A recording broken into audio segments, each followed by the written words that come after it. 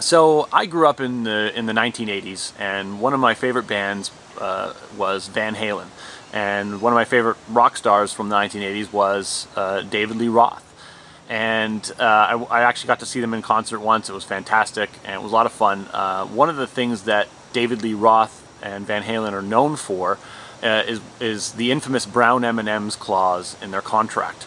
And a lot of people gave them a hard time for it, but in his biography, David Lee Roth actually explains the motivation behind the brown M&M's clause.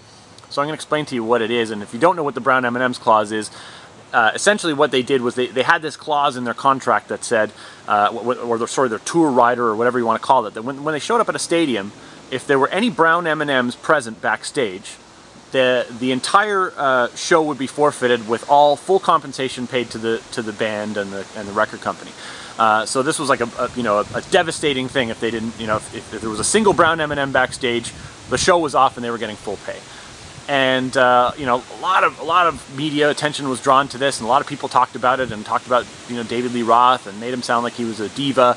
And the truth behind what he did is actually really cool from a business perspective, and I want to share it with you. In his biography, he said that the tour rider that they had, because the show was so complicated, they were being suspended from ropes, and they had complicated lights and fireworks and all kinds of pyrotechnics and things that could go wrong. Their tour rider read like a Chinese Yellow Pages. It was just full of technical specs and all kinds of things that engineers had to look at before their show could go off successfully.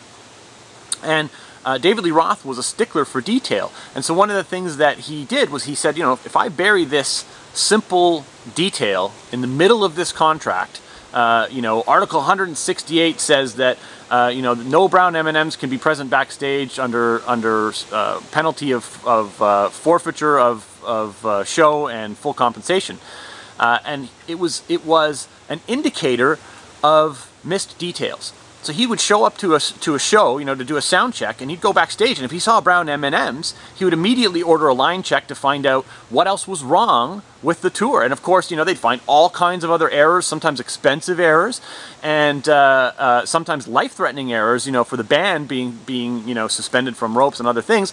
They had to make sure that every detail was looked after. So it's actually, when you hear the reasoning behind the story, it's actually a really smart business decision for David Lee Roth to have made at the time, to have the foresight to put something like that into a contract so they can immediately have a beacon of poor attention to detail. So that's my story for you today. I hope you like it.